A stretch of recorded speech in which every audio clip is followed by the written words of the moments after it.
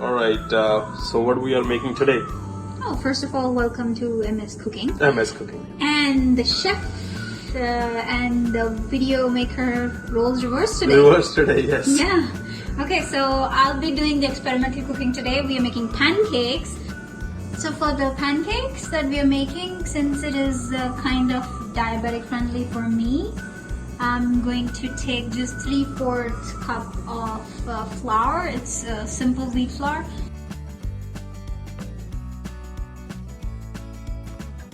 So since these are diabetic friendly pancakes, I kind of adjust the ingredients as per my needs, as per my levels, as they are when they are.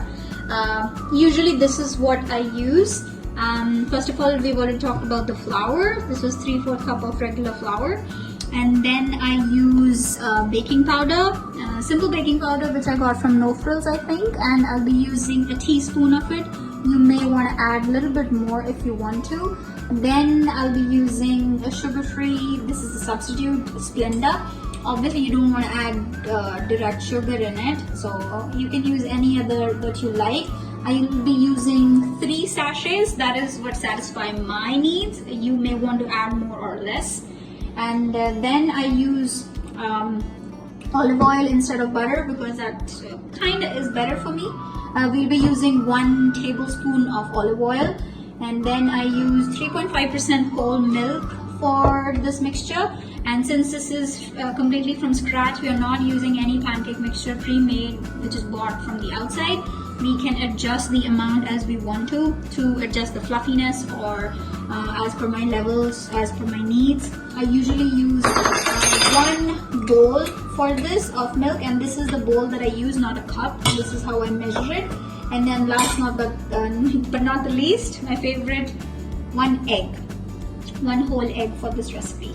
And also we will be using 1 pinch of salt, which my husband doesn't really like the taste of, but the recipe requires it and I love it. And that's about it. So let's get ready and we'll mix up all the ingredients and then we'll roll it. So this is the amount of salt that we are going to use. That's it, nothing more, because otherwise the pancake would end up being very, very salty. And then I'll be using, oh, I was supposed to use a tiny spoon. Where is my tiny spoon? Oh, there it is. 1 tiny spoon of baking powder. Completely filled up, yes.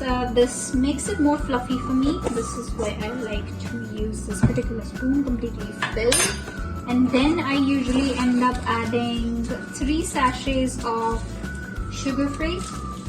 Any form of sugar-free, like I mentioned. You may want to add something else. Just an FYI, for people who think we'll be making some kind of a syrup for this, we are not. I don't use any syrup in this because, again, being a diabetic, I am sure there are options that people can make, but I like them dry the way they are. Sometimes I do use a little bit of butter. Now comes part for the olive oil. And this is the big spoon, right? Yeah, 1 tablespoon of oil. You can add a little bit more if you want to. It doesn't really make a difference that much.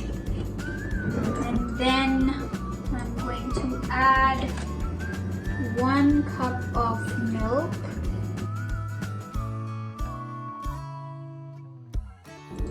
Of course, we need to beat the egg first. I did once use the whole thing. I directly broke the egg in this particular mixture. That did not go well for me. So you need to beat the egg properly first in the bowl itself. You may want to use a spoon, a fork, or a machine, a whisker, whatever you want to use. You can make it fluffy with a blender. It can go the way you want to. And you want to mix it with a light hand so that the ingredients mix properly and it is not a complete paste. So this is a consistency that I usually like, and you can make it a bit thicker like I mentioned earlier, or you can keep it the way it is, a little bit light. I like to use this particular serving spoon, if I may say so. Yeah, All yes, right. serving So spoon. I'm going to be using a non-stick pan, and I'm going to put it on high flame for a few seconds, and I'm gonna use some butter. Not butter. This is DESI GHEE. Ghee. Yeah. And I just like to do this, and then it just melts, and then I'm gonna spread it all over, and then we'll, lower the heat and then see where it goes. Yep. So let's get going. So we spread all the ghee. Oil. Yeah, oil. And this is on medium. So like, yeah, it's medium. Yeah. I'm gonna be using I would say Crunchy. scoop Scoop, of yes. this batter. It is a little light, so you can use more, but this is the amount. Actually, you know what? Let's use 2 spoons. 2 scoops. Isn't too much? No, it's not. Alright. So we can just spread it out, and my pan, as you can see, is imbalanced, so it's gonna go everywhere. It will be hard to flip. It will be hard to flip, yes. So I'm probably gonna ask you to do that, Master Chef, because I lack that skill. Me too. So we'll test. The way I'm test your looking at skill. it is too big. Yeah. So we are going to wait for all these bubbles to appear properly. Till then, there's no point of flipping the pancake, and it'll be maybe a minute and a half on one side and a minute and a half on the other. So there you go, guys.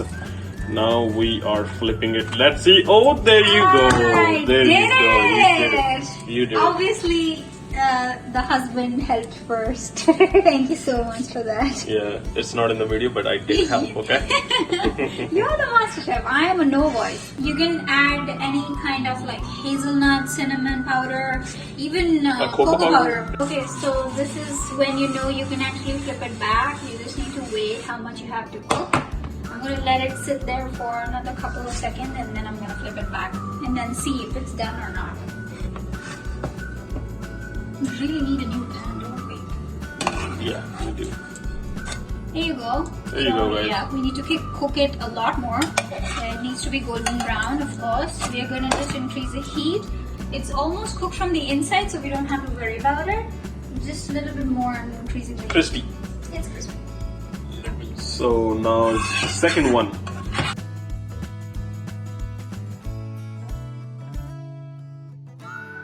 This is the second pancake that I tried, and this is how it turns out. So it can look different for any number of pancakes that you make. This is how it is supposed to look like.